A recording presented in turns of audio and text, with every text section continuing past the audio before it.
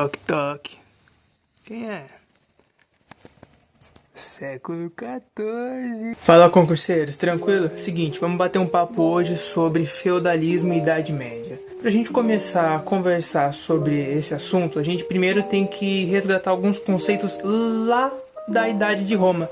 Porque a Idade Média ela vai se iniciar exatamente com a queda de Roma. E é muito importante a gente pontuar como que aconteceu isso, para a gente construir o conhecimento e ter uma base boa para isso. O que aconteceu? Naquela época os romanos eles já tinham uma sociedade um pouquinho mais flexível. Uma prova disso é que muito da cultura romana já tinha sido afetada pelo cristianismo. Além disso, os romanos naquela época também estavam aceitando germânicos no seu exército.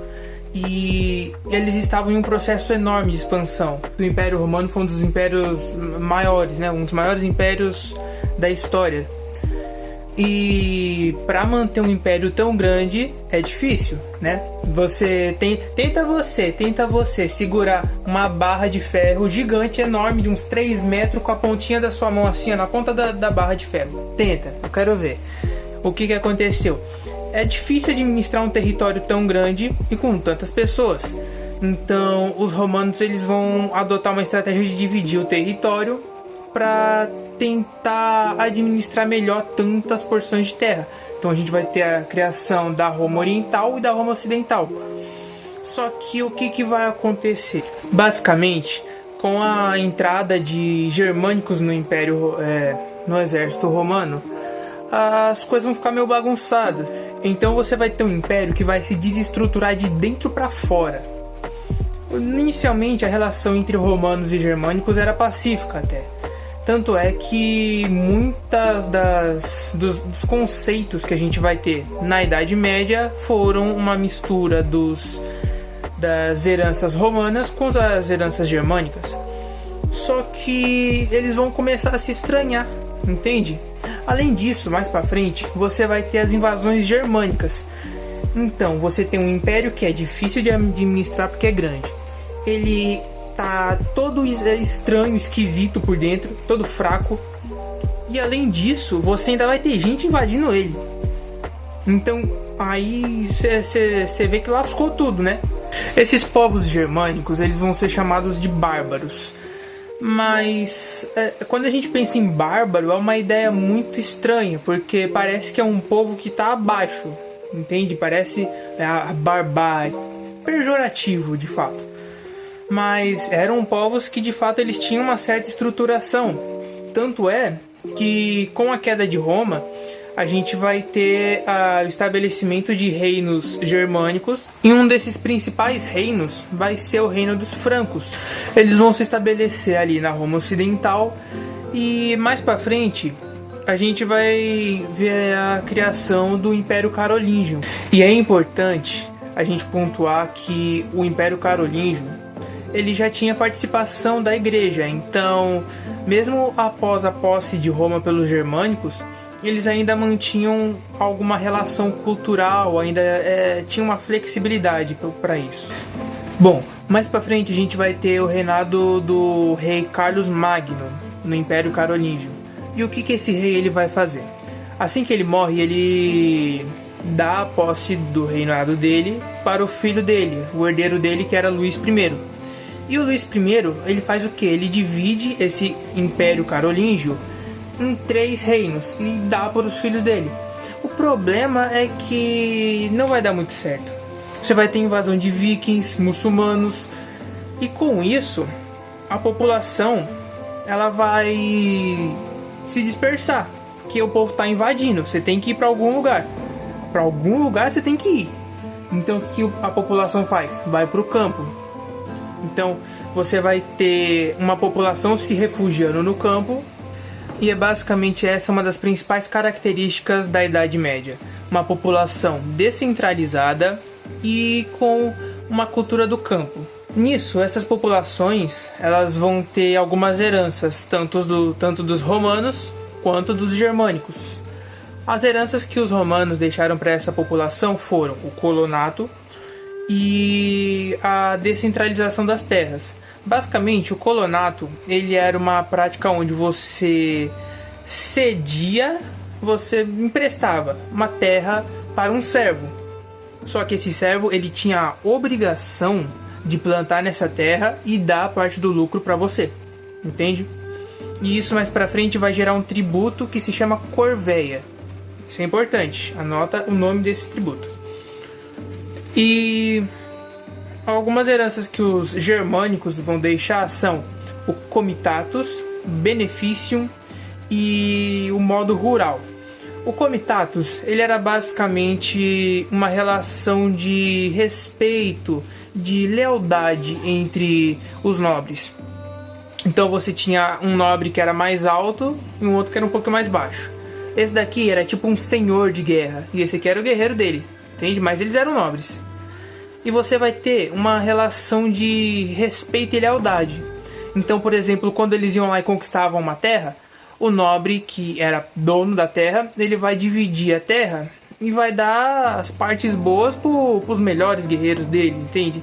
Então, isso é uma relação onde o nobre, senhor de guerra, ele vai abrigar e vai proteger os seus guerreiros. E os guerreiros, eles também deviam lealdade, serviço, proteção tanto nas guerras quanto proteção jurídica para o seu senhor. E isso mais pra frente vai gerar relação de suzerania e vassalagem. Isso é muito importante. O benefício basicamente era essa prática do nobre mais alto ele ceder terras para o nobre menos baixo. E por isso esse nobre guerreiro ele cederia lealdade. Então o comitatus é a relação de lealdade e o benefício é essa cessão de posse. Como eu falei, essa sociedade ela é muito baseada numa economia rural e nisso você vai ter as áreas divididas em tenências. As tenências eram basicamente os lotes de terra onde os servos eles prestavam esse serviço ao senhor. Então eles iam lá, pagavam a corveia, que era a obrigação dele plantar, e mais pra frente eles pagavam a talha, que era basicamente entregar parte dos rendimentos para o senhor.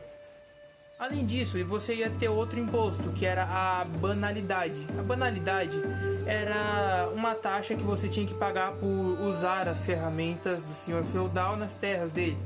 Então, se você usou um moinho para moer trigo e para dar lá pro senhor feudal, você ia ter que pagar mais um pouquinho de trigo do seu para compensar o uso do moinho, entende? O livro do Gilberto Coutrin, ele cita apenas essas três: a talha, a corveia e a banalidade. Mas você ainda tem uma quarta, que é a mão morta. A mão morta era uma taxa que os servos pagavam quando o pai da família morria. Então o pai da família morria, ia deixar a herança pros filhos, né? Só que o senhor até falava: opa, calma lá, uma parte disso aí é meu, essa herança aí é minha, ele usou a minha terra, então ele vai pagar uma taxinha pra mim. O cara nem quando ia para debaixo da terra descansava de tanta taxa, de tanto imposto. Conheço os lugares assim também. Bom, como eu havia falado antes, já desde o Império Carolíngio a igreja ela já tinha certa influência na sociedade. E essa influência ela vai se estender para o feudalismo. Naquela época você tinha um poder muito forte da igreja. Tanto é que a igreja ela possuía um negócio chamado poder temporal. Basicamente, a igreja católica naquela época ela era meio duvidosa, assim. Ela oferecia um perdão pelos seus pecados, só que você tinha que dar alguma coisinha. Então, geralmente as pessoas davam terras em busca da salvação, ou as pessoas davam suas posses para obter essa salvação. Então, com o tempo, a igreja vai juntar um negócio chamado poder temporal. Por isso que é temporal, porque as pessoas elas sempre vão ir dando um pouquinho e ela vai juntando uma terra ali, daí dá um perdãozinho aqui. O nome dessa prática era indulgência, era a venda do perdão por meio de algum bem material, uma posse, por exemplo. Além disso, é muito importante a gente ressaltar que o clero ele era dividido em dois: o clero secular e o clero regular.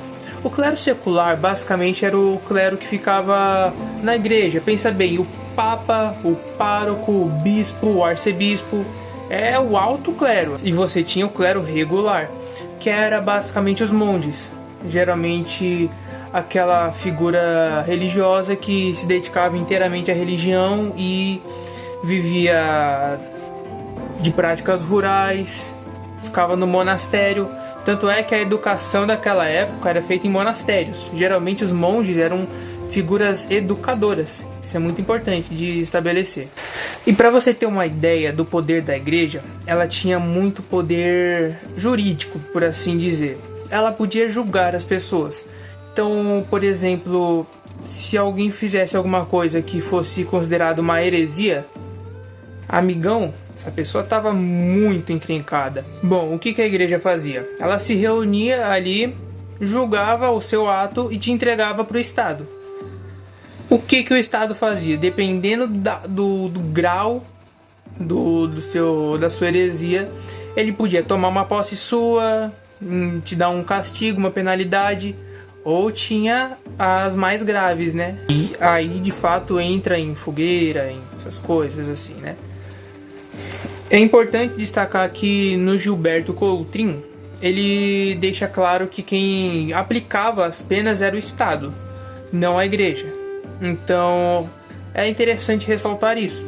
Mas ainda assim havia de fato uma imposição muito grande do poder da igreja naquela época. Bom, eu já falei que a igreja fazia algumas práticas que não eram tão agradáveis, assim como a venda de indulgências. E nesse contexto, a gente vai ter um papa chamado Leão X. O que ele vai fazer? Ele vai liberar a venda de indulgências para construir uma basílica. Só que tem um cara que ele estava vendo esses comportamentos da igreja e ele não estava gostando muito. Esse cara se chama Martinho Lutero. O que ele vai fazer? Ele vai ver essa atitude e vai falar: não aceito. Ele vai pregar 95 teses. O cara escreveu 95. Ele escreveu 95 teses e pregou uma a uma na porta da igreja. O cara tem que ter mão pra isso, né, cara? Meu Deus do céu. O que vai acontecer? O Papa, o Leão X, ele vai mandar uma bula papal. Tá avisando, amigão, você para com isso aí. Eu tô vendo, eu tô de olho. Martinho Lutero falou o quê? Eu não quero nem saber. Foi lá e queimou. Assim que o cara jogou a bula papal no fogo, apareceu uns 3 monges, uns papa louco com fogueira, com as coisas pra caçar o Lutero. O Lutero saiu correndo. Foi uma loucura. Nisso a gente vai ter a igreja católica excomungando Lutero e perseguindo ele. De fato ele era perseguido. E com isso o Lutero ele vai tentar se refugiar num reino amigo lá da Alemanha e vai buscar apoio para tentar reformular algumas coisas que não estavam direito, não estavam encaixando aquilo. Então o que o Lutero vai pregar? Ele vai falar que a salvação ela é dada pela fé. Então nada de você achar que você vai dar uma terra e você vai compensar o seu pecado, amigão. Pelo amor de Deus, né? E ele vai apoiar também a tradução da Bíblia, porque naquela época a Bíblia não era traduzida, estava no latim ainda e nem todo mundo tinha acesso à Bíblia. Então Martinho Lutero ele vai apoiar essa tradução para que mais pessoas tenham acesso ao livro. Além disso, Martinho Lutero ele vai discordar de que hajam 7 sacramentos e vai apoiar apenas 2. Daí depois de Martinho Lutero vai aparecer um cara chamado João Calvino. Ele é da Suíça e o que ele vai falar? Ele vai pregar que a salvação ela é dada por meio da predestinação. Oxi, como assim? Então, ele vai falar que se você começasse assim a perceber que sua poupança tá mais cheia, isso aí era um sinal que você ia estar salvo, que você ia estar garantido. Era o que o Papa João, era o que o João Calvino pregava. Além disso, ele também vai apoiar a tradução da Bíblia. Todos os protestantes eles vão apoiar a tradução da Bíblia. E após ele, a gente vai conhecer também um cara muito engraçado chamado Henrique VIII. Ele era um rei lá da Inglaterra. E o que acontecia? Ele estava percebendo que a igreja estava com muito poder ali, não estava gostando não. Mas de verdade, o que levou ele a romper ligação com a igreja foi mulher. O cara ele tinha uma mulher. Mas basicamente, ele se casou com uma mulher Só que ele não queria mais essa mulher. Então ele pediu pro Papa, poxa, preciso me divorciar, né? Eu preciso ter um filho homem, não sei o que, tinha essas coisas. Então o Papa falou, não. Amigão, quem é que disse que você pode? Aí o cara falou, eu sou o rei. O cara abriu uma assembleia lá e tirou. O cara abriu uma igreja. O cara abriu uma igreja e falou, eu posso me divorciar. Foi lá, se divorciou, se casou com outra. É loucura, né, cara? O que a mulher não faz o homem fazer, velho? Nesse contexto das reformas protestantes, a gente vai ter o surgimento da Contra-Reforma. Porque você bateu na igreja, então a igreja ela vai ter que, né? Poxa, contra-argumentar, né? E ô lapada que a igreja deu de volta. A igreja ela vai tomar 3 posicionamentos.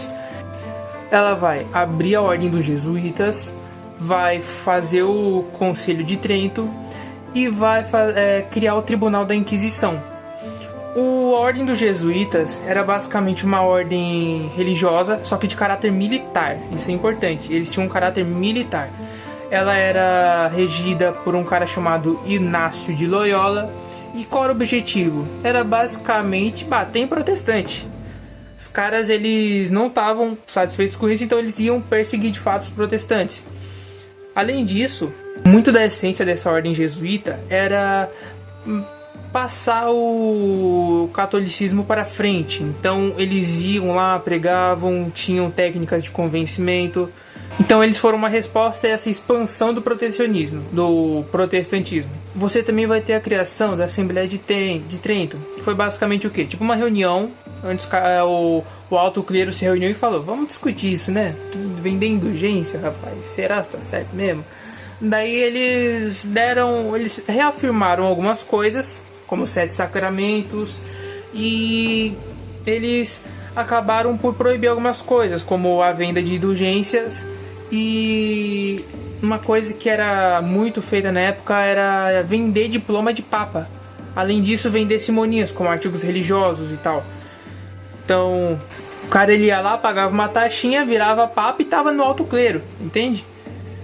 Só que isso gerava papas despreparados, obviamente. O cara não sabia nem o latim, não sabia nem a Bíblia do cara, chegava lá, falava uma coisa, um bocado de coisa que ele nem sabia o que era, entende? Então a igreja falou, não tá legal não, né? Não tá legal. Com isso eles vão acabar com algumas práticas e vão confirmar outras, como os 7 sacramentos. Além disso, a igreja ela vai criar o Tribunal da Inquisição. Esse tribunal ele foi criado e formulado pelo Papa Gregório IX. E o que era? Qual era o propósito desse tribunal? Era basicamente julgar os hereges. Então, você fez alguma coisa meio suspeita, assim, você parece protestante, hein? Não sei não. Então era basicamente eles julgavam atitudes que eles consideravam heresias. E o que acontecia? Após o julgamento era feito pela igreja, e após o julgamento você era enviado para o Estado. De acordo com o julgamento feito pela igreja, o Estado ia te aplicar uma pena, que ia desde o confisco de bens até algumas penas um pouquinho mais pesadas, sabe? Tipo a combustão, né? Para não falar outra coisa pior no vídeo. Então, quem aplicava isso era o Estado. É bom deixar isso claro porque no Gilberto Coutrin ele deixa claro que a igreja julgava e o Estado aplicava a pena, entende? Agora já no finalzinho da Idade Média a gente vai entrar numa crise. Você viu, né? Século XIV. O que vai ter? É um período que vai passar por graves crises, como o surgimento da peste bubônica, que era basicamente uma doença que era passada por causa de uma picada de um carrapato de um rato. Olha só que loucura! E essa doença ela vai se espalhar por toda a Europa, vai levar 1/3 da população de Vasco, cara. Assim, para não dizer outros termos, né? Além disso, naquela época, você vai ter a presença de guerras, como foi o caso da Guerra dos 1000 Anos, entre Inglaterra e França. Basicamente, a França e a Inglaterra estavam lutando pela posse de algumas terras, daí no início, a França foi lá, pegou umas terras, a Inglaterra tomou de volta. No final, ninguém pegou nem mel nem cumbuca, e só foi uma perda de tempo, porque basicamente eles ficaram com os terrenos originais. Algum deve ter perdido alguns metros quadrados lá, mas desprezível. Além disso, você vai ter algumas catástrofes climáticas que vão destruir as plantações, o que vai gerar um período de fome, né? Agora você pega guerra, peste e fome. Cara, esse aqui é o somatório das três coisas. É a receita perfeita para você gerar uma crise, uma revolta. Entende? Então, basicamente, a população estava num momento difícil. E essas três coisas, elas vão servir como um tipo de a ferramenta para fazer com que a Idade Média vire. Entende? Esse é o período de crise do feudalismo, que ele vai de fato se provar não eficiente. Então aqui cai de vez, entende? Naquela época, era importante pontuar isso, a gente estava presenciando um expansionismo do mundo árabe. Tanto é que Jerusalém tinha sido conquistado pelos muçulmanos. E o que vai acontecer? A gente vai ter um cara chamado Papa Urbano, ele incentivando o início de expedições com o fim de reconquistar as terras sagradas. Acho que você sabe o nome disso, não é?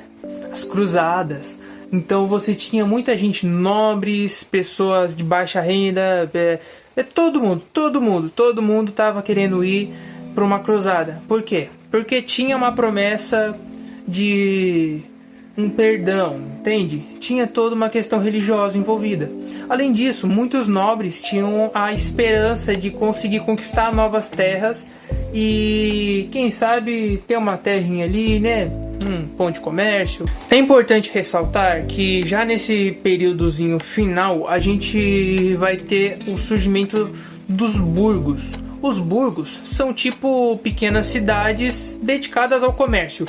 Então você tinha pessoas que iam pro burgo exatamente para fazer trocas. E basicamente as pessoas que moravam no burgo, que faziam as trocas no burgo, elas vão começar a ser chamadas de burgueses. Então você tem o surgimento dessa classe. E ela de fato é muito importante para a queda do feudalismo. Com o surgimento dessa nova classe, você vai ter a ascensão da economia. A economia basicamente era feita por troca. Se o cara produzia um pouquinho mais de arroz, ele ia lá, trocava numa galinha, entendeu? Só que você vai ter uma ascensão do comércio. Você vai ter o surgimento de pessoas se especializando em certas atividades, como um tecelão, entende? E essas pessoas, elas vão se juntar no que chamamos de guildas. Nas guildas, você tem os aprendizes, os oficiais e você tem os mestres. Apenas os mestres poderiam ter a própria oficina, entende? Então era tipo uma hierarquia que ensinava, entende?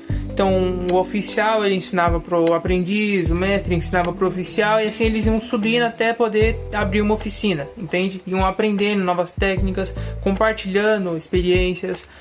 Então essa criação dos burgos foi muito importante para a ascensão do comércio. Daí no período das cruzadas, já no finalzinho das cruzadas, a gente vai ter a conquista de Constantinopla. Com a conquista de Constantinopla, a gente vai conseguir observar uma coisa muito importante. A principal área comercial vai ser a área do mar Mediterrâneo, entende? Aquela parte era uma parte muito importante, principalmente devido à Rota da Seda, por exemplo, que ligava a China com a parte do Mediterrâneo. E de lá os produtos eram espalhados. Então, quem conquistasse aquele mar, conseguiu ouro, entende? E com a conquista de Constantinopla, a gente vai perceber um renascimento comercial, entende? Além disso, você vai precisar de novas técnicas de comércio, novas técnicas de navegação, vai precisar estudar mais. Então você vai ter um renascimento cultural também. Então as pessoas elas vão começar a se aprofundar nos estudos, por exemplo, da astronomia, para poder navegar minimamente decentemente, entende? E só lembrando que a gente ainda tá falando no século XIV. Então os caras estão numa peste, nossa. Então a gente vai ter alguns nobres que eles vão ficar um pouquinho mais pobres. Daí tem outros que vão ficar um pouco mais ricos. Daí esses que estão ricos, eles vão juntar dinheiro para ficar cada vez mais ricos. E assim a gente vai ter a formação dos estados modernos. Só que isso é assunto para um próximo vídeo. Eu vou deixar para conversar sobre isso no próximo vídeo, onde eu vou poder pegar um ganchinho com expansão marítima de Portugal, revolução de aves e outras coisas. Bom, se vocês gostaram desse vídeo, por favor, se inscreva no canal, deixe seu joinha, compartilhe o vídeo para que outra pessoa possa ter acesso a esse conhecimento. E comenta aqui o que você achou desse vídeo. Se eu esqueci de alguma coisa, de repente, nos ajude aqui com o seu conhecimento. Eu agradeço a atenção de todos e é isso. Nos vemos na preparatória. Tudo por um ideal.